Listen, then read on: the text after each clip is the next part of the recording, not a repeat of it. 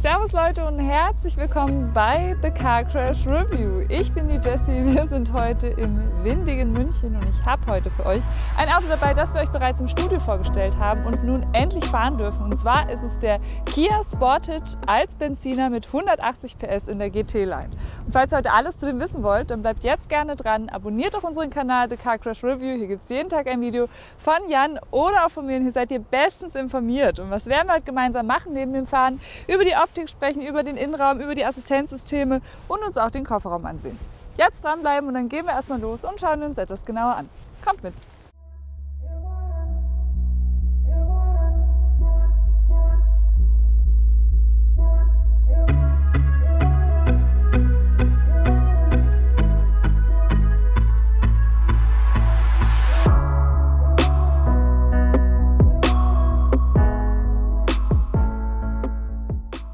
Hier vorne angekommen, erstmal zu unserem Kooperationspartner und zwar ist es GoLeasy. Was ist das? Das ist eine Vergleichsplattform für Leasingangebote und die vergleichen für euch unter Anbietern wie Leasingmarkt oder auch Vehiculum und da findet ihr garantiert euren besten GoLeasy-Preis.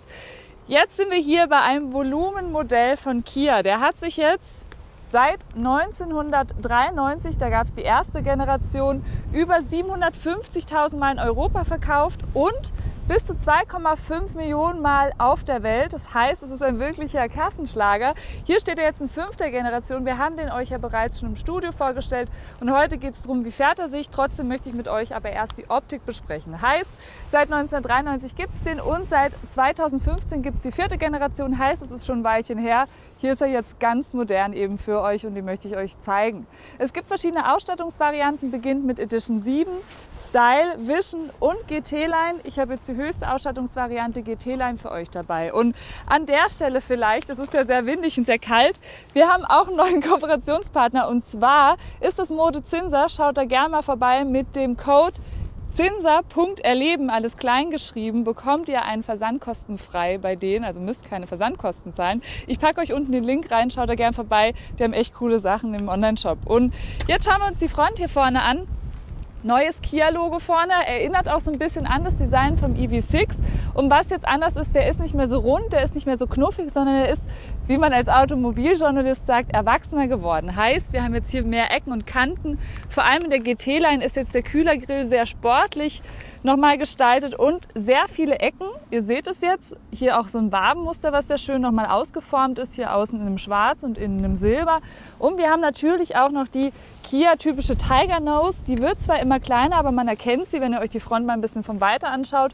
Und was ich sehr interessant finde, die spiegelt sich auch noch mal so ein bisschen oben im Dach wieder. Heißt, wir haben unten und oben eine Tiger Nose, was ja, das Auto von anderen Autos abhebt. Und jetzt ist natürlich auch eine wichtige Frage, was haben wir denn für Leuchten? Und serienmäßig haben wir Voll-LED, optional gibt es Matrix-LED-Licht. Bei Spirit und bei der GT-Line ist es dann direkt dabei. Hier haben wir ja die GT-Line, heißt es, Matrix-LED-Licht ist auch dabei. Und schaut euch gerne mal mit mir die neue Lichtsignatur an. Die geht jetzt so bumerangförmig bzw. wie so ein umgedrehtes C jetzt hier rein. Ich finde es sehr schön. Viele von euch haben aber geschrieben, der sieht so ein bisschen aus wie dieses eine Smiley, was so die Augen zukneift. Kennt ihr das? Damit habt ihr recht. Ich finde ihn aber durchaus schick. Schöner geworden. Von außen dann auch noch mal hier vorne ein Unterfahrschutz, der dieses Kompakt-SUV auch noch mal ein bisschen rougher aussehen lässt, ein bisschen ja, offroadiger aussehen lässt. Wir haben hier übrigens auch die Allrad-Variante, dazu erzähle ich euch dann aber später mehr beim Fahren. Und wenn wir jetzt in die Seite gehen, geht es natürlich auch darum, was gibt es denn da für Wettbewerber? Und der steht jetzt auf der N3-Plattform, ist quasi ja, das Brudermodell vom Hyundai Tucson, ist ja auch ein Konzern zusammen mit Genesis, Kia und Hyundai. Und Wettbewerber wären beispielsweise der Audi Q3 oder auch der VW Tiguan bzw. der Toyota RAV4. Heißt, es sind sehr beliebte Modelle, denn kompakt, man sitzt trotzdem hoch, weil es eben SUV ist, aber die Ausmaße sind jetzt nicht zu groß, dass man sich unwohl fühlt. Und den gibt es jetzt als Frontantrieb bzw. als Allradantrieb-Variante. Und jetzt sprechen wir aber erstmal über die Ausmaße. 4,52 Meter lang, 1,86 Meter breit und 1,65 Meter hoch. Das sind ganz gute Ausmaße. Wie schon gesagt, damit kommt man auch gut in eine Parklücke beispielsweise in der Stadt rein, kann hier aber auch ein bisschen offroadiger eben unterwegs sein durch die verschiedenen Fahrmodi, aber eben auch das Differential, was wir sperren können. Hier an der Seite dann schwarze Beplankung um die Räder. 17, 18, 19 Zoll gibt es. Hier haben wir jetzt die 19 Zoll Variante, die ist bei der GT-Line immer mit dabei. Sehr schöne Felge jetzt hier in so einem Bicolor, auch wenn sie jetzt schon ein bisschen dreckig geworden ist in unserer ersten Testfahrt. Was ich übrigens sehr schön finde, ist, dass die Leuchte nochmal wie so ein Lidstrich hier rüber geht. Sehr eckige Spiegel haben wir jetzt hier an der Seite. Eine Chromlinie unter den Fenstern, Dachreling jetzt im Schwarz und erstmals beim Sportage bekommt ihr jetzt hier auch ein farblich abgesetztes Dach. Insgesamt gibt es 12 Lackvarianten. Hier haben wir jetzt auch die Farbe, die ich und Jan und wir alle YouTuber euch schon im Studio vorgestellt haben. Finde ich eine sehr schöne Farbe. Jan wird es euch auch noch in einem Grau zeigen und in der GT-Line bekommt ihr jetzt ein adaptives Fahrwerk. Heißt, je nach Modus, in dem ihr euch befindet, passt sich das Fahrwerk an. Hinten 54 Liter Tank, der ist auch ausreichend groß. Und jetzt schauen wir uns das Heck an, das ist für mich die Schokoladenseite. Denn, wie ihr ja wisst, bin ich ein großer EV6-Fan und das Heck erinnert an den EV6. Denn wir haben jetzt hier eine Leuchte, die einmal so durch so eine optische Verlängerung hier durchgeht, auch wenn das jetzt nicht beleuchtet ist, aber es hat eben dieses schwarze Element. Hier unten dann nochmal Kia-Logo. GT-Line steht jetzt hier unten noch drauf und Sportage auch nochmal sehr stolz. Alles sehr schön verarbeitet hier auch nochmal. Relativ viel Klavierlack hinten, das muss man mögen. Und hier unten dann nochmal so ein Unterfahrschutz in einem Silber. Wie gesagt, der hat ja auch ein bisschen Offroad-Anspruch. Übrigens hier oben dann auch noch am Spoiler ein Designelement, schwarz abgesetzt und noch eine kleine Haifischflosse da oben. Auch die findet ihr an der Seite hier, sehen nochmal schön aus in dem dunklen Schwarz. Und was wir jetzt als nächstes machen, ist mal gemeinsam den Kofferraum anschauen, weil darum geht es ja bei dem Auto auch. Hochsitzen, kompakte Ausmaße, aber auch relativ viel Kofferraumvolumen. Geht hier hinten ganz einfach auf. Es gibt hier bei Kia auch die Funktion, dass man, wenn man den Schlüssel in der Tasche hat, ich habe den jetzt drin im Auto, damit die Zündung anbleibt, geht er eben nach 3 Sekunden, wenn man hier hinten steht, auch von alleine auf. Und man muss vor allem nicht dieses Getrete unten machen, was manchmal ein bisschen blöd aussieht, vor allem wenn man was dabei hat, sondern es geht halt einfach, wenn man dort steht. 600 bis 1800 Liter Fassungsvermögen, sehr gut hier jetzt alles verarbeitet. Vielleicht filmt Jan mal kurz rein, dass wir uns das erstmal anschauen können. Ladekante ist gut, beziehungsweise die Ladehöhe ist gut. Wenn ich mir jetzt vorstelle, dass ich jetzt hier so eine Sprudelkiste reinhebe, funktioniert das. Und wir haben hier vor allem nicht nochmal so eine Stufe drin. Heißt, man kann es hier einfach rein und rausschieben. Hier haben wir auch noch einen doppelten Ladeboden. Könnt ihr auch noch was verstauen. Habt ihr auch nochmal so eine Wanne, die ihr rausheben könnt. Und wenn wir die jetzt wieder runter machen, sprechen wir vielleicht erstmal hier noch über den Ladeschutz oben. Funktioniert ganz einfach, kann man hier reinmachen und wenn ich den jetzt hier wieder raushebe, geht es ganz einfach durch so einen kleinen Knopf da unten ebenfalls zum Rausheben. Wir haben hier übrigens noch einen Schirm drin, wir wussten nicht, ob es heute anfängt zu regnen. Und jetzt ein Highlight von hier hinten ist nicht, dass wir hier auf beiden Seiten so Zurösen haben und auf der anderen Seite, wenn Jan da mal schaut, auch eine 12-Volt-Steckdose, sondern wir haben 2 Haken, mit denen wir jetzt die Rückbank 40-20-40 umklappen können. Heißt, ich muss mich da nicht reinbeugen, sondern kann einfach hier dran ziehen und die klappt von alleine runter. So, jetzt haben wir eben das ganze Kofferraumvolumen. Ihr seht jetzt auch, da ist keine Kante oder so drin. Das ist alles sehr ebenmäßig. Man kann ja auch gut Dinge dann verstauen. Im Kofferraum bin ich zufrieden. Ja, was wir jetzt als nächstes machen, ist hinten mal die elektrische Heckklappe zumachen. Wir gehen jetzt gemeinsam auf die Rückbank. Ich bin 1,64 Meter groß und dann schauen wir mal, wie viel Platz ich da hinten habe. Weil auch das ist ein Vorteil bei diesem Segment. Relativ viel Platz für die Kinder hinten und ich habe ja eine Größe von dem Kind, also würde ich sagen, kommt mal mit.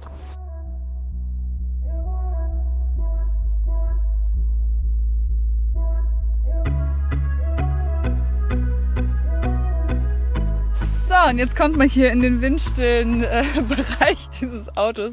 Vorne ist auch windstill. Echt ganz schönes, ekliges Wetter hier. Ihr seht jetzt, die Rückbank ist unterschiedlich verstellbar, zumindest die Neigung der Lehnen. Und das kann man jetzt hier an diesem Haken da unten machen. Den seht ihr jetzt hier unten, genau da, wenn ihr da mal genau hinschaut. Und ich kann das jetzt auch auf dieser Seite machen. Und guckt mal, man kann das jetzt wirklich von sehr aufrecht bis relativ entspannt nach hinten klappen. Was man leider nicht machen kann, ist die Rückbank nach vorne und nach hinten schieben.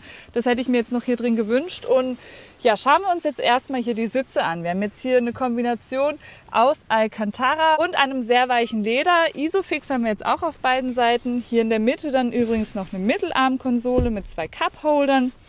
Wie gesagt, man kann das Ganze hier auch eben in der Mitte einfach nur rausheben. Und was aber besonders ist, ist, dass wir jetzt hier in den Sitzen einerseits einen integrierten Kleiderbügel in der Kopfstütze haben. Auch hier ist nochmal die Möglichkeit, etwas aufzuhängen. Und an den Seiten haben wir jetzt jeweils einen USB-C-Anschluss. Heißt, er befindet sich nicht hier unten, sondern eben auf Höhe des Sitzes. Hier dann auch nochmal Lüftungsdüsen, die man einstellen kann und auch in der Temperatur einstellen kann. Und wir haben hier das optionale Glasschiebe-Panoramadach für ungefähr 1.000 Euro, 990 Euro sind es, glaube ich. Das ist wirklich super, denn es macht hier drin einen total hellen Innenraum. Hat auch nochmal so eine Jalousie, die man zufahren kann. Das zeige ich euch dann, wenn wir vorne sitzen. Nächster Blick geht jetzt erstmal noch in die Tür. Übrigens hier mini kleine süße Einstiegsleiste, auch sehr putzig. Wenn wir uns jetzt die Tür anschauen, haben wir jetzt hier unten relativ viel Hartplastik. Hier ist aber alles ganz gut verarbeitet. Hier Klavierlack, das muss man mögen. Ich mag es nicht so gern, weil da sieht man immer die Fingerdoben, genau da, wo man die Hand hat. Hinten seht ihr auch schon, wir haben eine zweistufige Sitzheizung. Und hier dieses Element ist auch ganz schön, aber eben aus Plastik und der Türöffner hier auch nochmal sehr geschwungen integriert. So, jetzt komme ich wieder raus in den Wind. Ich hoffe, der Ton macht mit. Und wir gehen jetzt noch nach vorne. Ich mache die Motorhaube auf und erzähle euch jetzt noch, was es alles für Motoren jetzt hier beim Sportage gibt.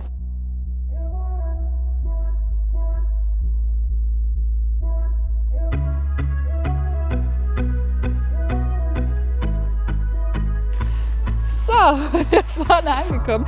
Es ist echt sehr, sehr windig. Sprechen wir erstmal drüber, was gibt es denn für Motorvarianten? Und wir haben ja jetzt schon gesehen, es gibt bei der Größe Änderungen, es gibt im Innenraum Änderungen und auch bei den Motoren. Wir haben jetzt hier verschiedene Dieselvarianten und verschiedene Benzinvarianten und es wird auch ein Plug-in-Hybrid geben. Hier ist jetzt der Benziner. Benziner beginnt bei 150 PS, das ist jetzt der 180 PS Benziner. Es gibt auch einen Diesel mit 136 PS und es wird auch Anfang nächsten Jahres im Frühjahr einen Plug-in-Hybrid geben.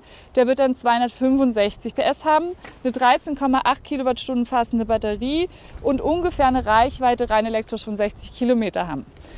Jetzt sprechen wir aber hier über die Leistungsdaten von dem 180 PS Benziner und der hat 265 Newtonmeter maximales Drehmoment, fährt Vmax 189 km/h, ist in 9,6 Sekunden auf 100 und verbraucht nach WLTP, was sehr gut ist, 6,6 Liter. Warum 6,6 Liter? Weil wir hier immer bei den Diesel- und bei den Benzinvarianten bis auf eine Ausnahme ein 48 Volt Bordnetz dabei haben, heißt ein Mild-Hybrid-System. Ihr bekommt hier übrigens verschiedene Handschaltungen, eine 6-Gang-Handschaltung bzw. eben ein 7-Gang-Automatikgetriebe. Hier haben wir jetzt das 7-Gang-Doppelkupplungsgetriebe und ihr bekommt den Plug-in-Hybrid auch als 6-Gang-Automatik. So, das war jetzt relativ viel. Ich mache hinten mal zu wieder. Ich muss hier natürlich noch aufhebeln. Ist keine elektrische Heckklappe bzw. mit Hubarm. Elektrisch gibt es ja gar nicht. Wir gehen jetzt als nächstes gemeinsam in den Innenraum. Den würde ich euch auch gerne zeigen, inklusive Infotainment-System. Und dann machen wir worum es jetzt geht, und zwar fahren wir gemeinsam los. Kommt mit! So, ich durfte jetzt in den warmen Innenraum. Jan steht noch draußen und filmt mich gerade. Danke dafür. Deswegen beeile ich mich ein bisschen, dass er sich gleich reinsetzen kann. Und erstmal möchte ich euch das Dach zeigen. Ich habe es jetzt mal zugefahren und an dem Knopf hier kann ich jetzt einfach die Jalousie erstmal aufmachen. Heißt, hier drin wird es wieder hell und es geht auch gleichzeitig das Glasschiebe-Panoramadach auf. Und es ist wirklich eine große Öffnung, die wir jetzt hier haben. Total cool, kann es jetzt aber auch nicht weiter aufmachen. Das heißt, hier hört es wirklich auf. Ist aber schon ganz schön schick, vor allem im Sommer stelle ich mir das gut vor. Jetzt bei dem Wetter ist es eher nicht so gut. Und wenn wir uns jetzt die Sitze anschauen, haben wir jetzt hier eine eher flache Kopfstütze, die auch etwas härter gepolstert ist, aber sehr gut verarbeitet. GT-Line steht jetzt hier nochmal im Nacken. Sehr interessant geformt jetzt hier und auch gemustert, sehr ergonomisch. Hier an der Seite dann nochmal das Alcantara, sehr breite Seitenbacken. Hier unten dafür nicht so breit, dafür umso mehr Platz eben, dass man hier gut sitzen kann. Und vor allem perforierte Sitze bedeutet, wir haben jetzt hier eine Sitzkühlung und eine Sitzheizung. Hinten eine Sitzheizung, heißt Komfort ist hier sehr, sehr wichtig. Als nächstes werfen wir einen Blick in die Tür und ja, die sieht eigentlich genauso aus wie auch auf der Rückbank. Da wurden keine Abstriche gemacht. Hier vorne sieht es gut aus, ganz viel Alcantara wieder, oben alles mit Soft-Touch. Türöffner ist Geschmackssache, findet man aber ganz gut. Da, wo man die Armauflage findet, ist auch alles gepolstert. Nur unten ist ein bisschen Hartplastik und das geschulte Auge erkennt sofort, wir haben hier eine Harman-Kardon-Anlage und die ist wirklich richtig gut. Heißt, Musik hören macht hier auch auf jeden Fall sehr Spaß. Einstiegsleiste hier auch nochmal dezent und hier GT-Line auch nochmal in der Fußmatte. Und jetzt würde ich sagen, kommt Jan mal rein, dann wird es auch ein bisschen bequemer, beziehungsweise will dann nicht rein, dann schauen wir uns erst die Mittelkonsole an. Die ist jetzt hier an der Seite mit so einem Soft-Touch belegt, relativ breit, trennt auch sehr vom Beifahrer. Hier haben wir ein großes Fach, wo wir was verstauen können. Das ist jetzt nicht satiniert oder so, sondern wirklich aus rohem Plastik. Wenn wir das jetzt wieder zumachen, haben wir hier 2 Cup-Holder, die ich ganz cool finde, weil, schaut mal, was passiert. Ich drücke hier drauf, zack, und hier, zack, fahren sie so rein. Man kann sie aber auch ganz einfach wieder rausschieben und kann dann eben den ganzen Platz hier nutzen. Ich zeige es euch mal, so einfach geht's. Und dann habt ihr eben auch ein großes Fach. Hier habt ihr dann eben die Sitzkühlung und die Sitzheizung, Lenkradheizung für Beifahrer und Fahrer. Hier dann eben Park bzw. eben rückwärtsneutral Drive, Start-Stopp-Knopf. Und hier unten können wir jetzt das Differential sperren, haben die Drive-Modes, die besprechen wir gleich bei der Fahrt, Bergabfahrhilfe und auch noch die Parkkamera. Zeige ich euch alles im Innenraum. Jetzt kommt Jan mal rein, weil sonst wird es relativ kalt hier drin, beziehungsweise draußen. Der Arme soll ja nicht frieren. Wir sprechen über das Lenkrad.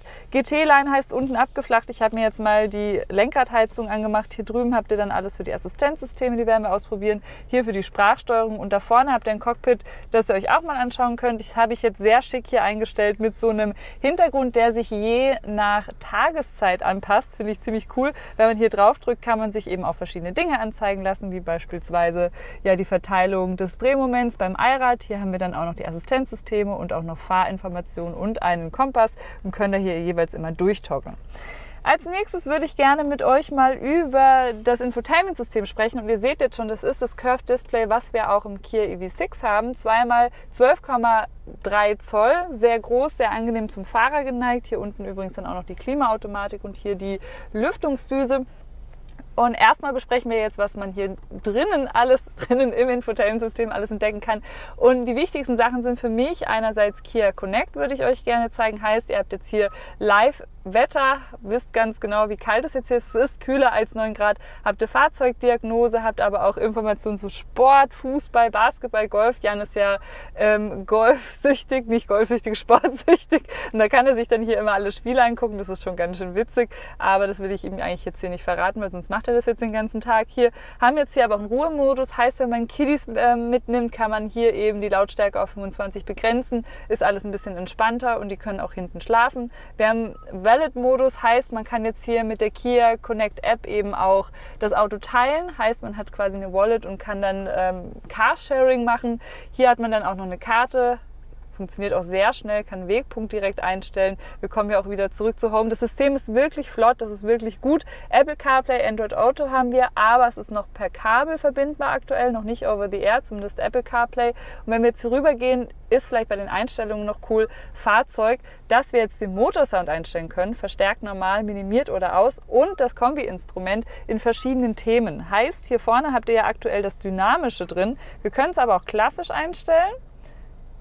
Klassisch B und klassisch A. Heißt, so sieht es dann jeweils aus. Ich mache jetzt mal wieder das Dynamische rein. Ist zwar relativ verspielt, aber finde ich irgendwie ganz cool. Was jetzt auch noch richtig cool ist, ist Folgendes, und zwar Kia Live. Hier habt ihr dann die Verkehrsinfo auch nochmal live, inklusive Stau, habt Live-Parkplätze und Live-Tankstellen. Heißt, ich muss Jan nicht mehr nerven, beziehungsweise er mich und sagen, hey Jessie, wo ist die nächste Tankstelle? Google das mal. Man kann das hier direkt im Infotainment-System machen.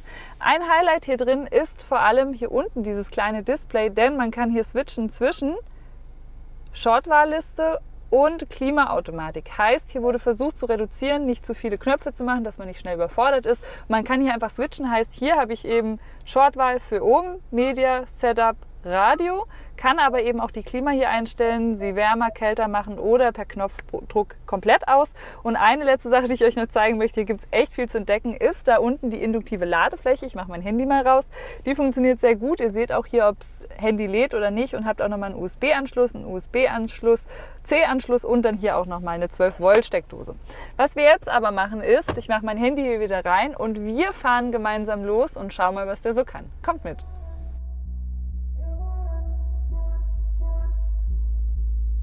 Wir fahren jetzt endlich gemeinsam los und starten unseren Sportage hier vorne in der Mittelkonsole. der Motor geht an, so fährt dann vorne alles rein. Wir haben jetzt hier kein Head-Up-Display, das fehlt mir jetzt aber nicht, weil wir haben eben diese zwei großen Curved-Displays, die mir alle Informationen geben, die ich brauche. Und eine Sache möchte ich euch noch zeigen, bevor wir losfahren, und zwar ist es die Rückfahrkamera. Und die hat eine Funktion, die ich sehr cool finde, und zwar ist es diese 3D-Funktion, mit der ich jetzt einmal rund ums Auto fahren kann und mir das anschauen kann, damit ich keine Felge kaputt mache. Und was ich jetzt erstmal mache, ist in D gehen und wir fahren mal gemeinsam los und schaut euch das mal an. So kann ich mir genau angucken, passt das hier noch mit der Felge oder auch nicht? Ja, es passt. Hört dann auch irgendwann auf, wenn man dann schneller als Schrittgeschwindigkeit fährt. Das ist ein großer Vorteil für mich, vor allem ja, als vielleicht nicht so gut Parkende manchmal an manchen Bordsteinen. So geht auf jeden Fall die 19 Zoll Felge da vorne oder da draußen nicht kaputt. Und wenn wir jetzt über das Fahrgefühl sprechen, erstmal, Lenkrad liegt sehr gut in der Hand. Ich habe eine gute Sitzposition. Was ich schön fände, wäre, wenn der Spiegel vielleicht noch rahmenlos wäre, vor allem hier in der GT-Line. Das ist ein kleiner Kritikpunkt, aber Vorteil bei dem Auto ist jetzt, ich sitze sehr hoch, ich habe daher auch eine gute Rundumsicht und es ist natürlich auch gut für den Ein- oder auch Ausstieg, vor allem wenn man Kinder hinten dann auch noch reinheben darf oder muss, je nachdem, wie man das interpretiert, was man gerne macht oder nicht. Aber es ist auf jeden Fall ein sehr alltagstaugliches Auto dadurch, vor allem hier mit dieser Kamera.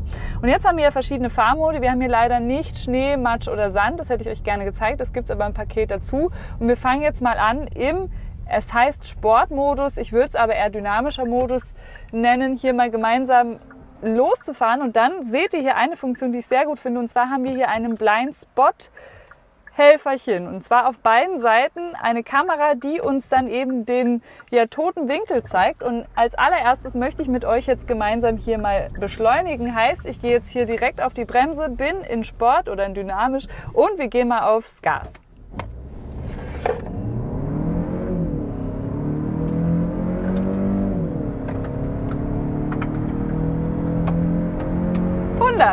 Ja, das ist jetzt nicht die schnellste Beschleunigung mit fast 10 Sekunden, aber das ist echt in Ordnung. Wir haben jetzt ein Allrad, heißt, er stempelt jetzt auch nicht irgendwas blöd, sondern er geht halt sofort nach vorne. Ihr habt auch gerade hier schön die Ansicht des Drehmoments gesehen. Nach vorne kein Head-Up-Display, aber Beschleunigung macht schon Spaß, reicht auf jeden Fall absolut aus im Alltag. Und wenn ich jetzt gerade so durchbeschleunigt habe, habt ihr hier unten gerade die Echtzeit Verbräuche und ja, der ist jetzt angegeben mit 6,6 Liter. Wir haben jetzt heute den halben Tag in München durch die Stadt, aber eben auch durch die Autobahn, über die Autobahn sind wir gefahren und hatten einen Verbrauch von 7,3 bis 7,5 Liter, was aber an sich ziemlich gut ist.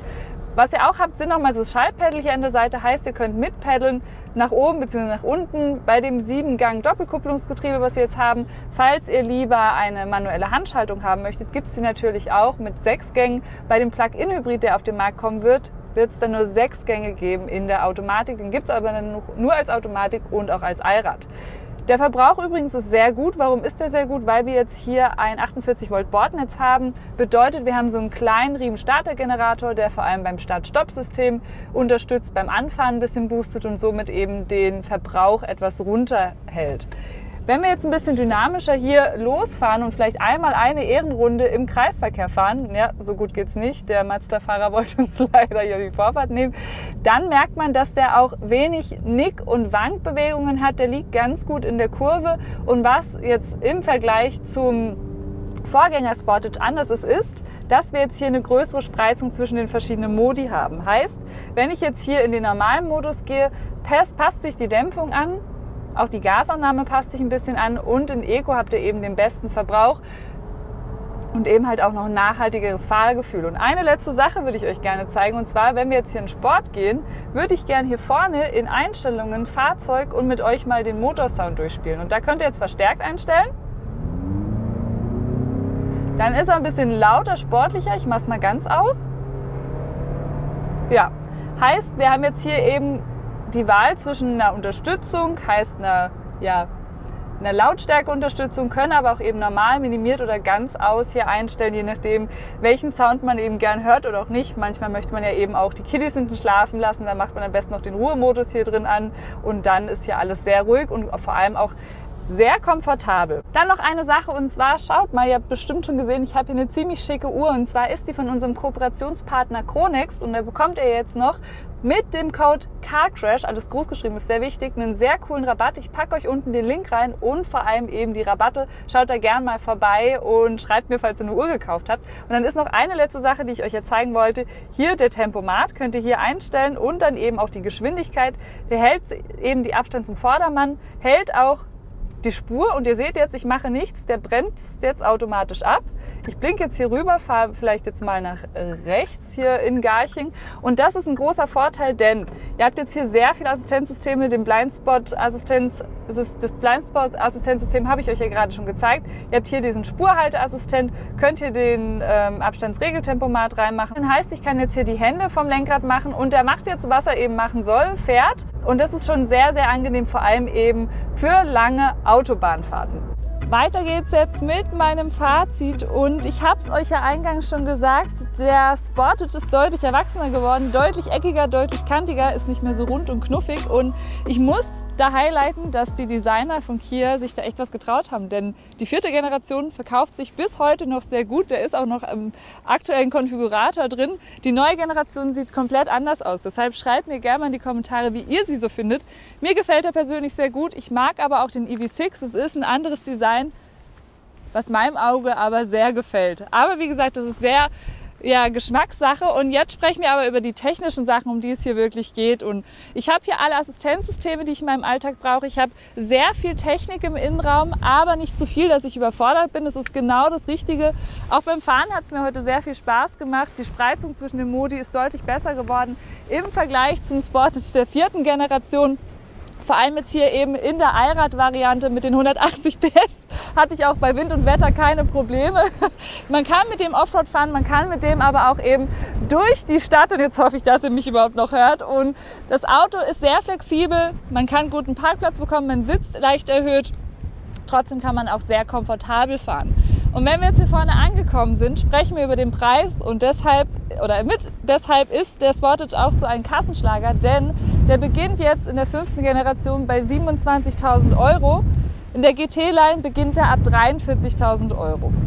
Falls euch das zu teuer sein sollte, dann könnt ihr auch gern noch bei unserem Kooperationspartner GoLeasy vorbeischauen. Was machen die Jungs? Das ist eine Vergleichsplattform für Leasingangebote und die vergleichen für euch unter Anbietern wie Leasingmarkt oder auch Vehiculum und da findet ihr garantiert euren besten GoLeasy-Preis. Hier seid ihr aber gelandet beim windigen The Car Crash Review. Hier gibt es jeden Tag ein Video von Jan oder auch von mir. Hier seid ihr bestens informiert. Abonniert gerne den Kanal, wenn ihr honorieren wollt, dass wir hier bei Wind und Wetter stehen und dann hoffe ich, dass wir uns beim nächsten Mal wiedersehen. Bis dann, Freunde!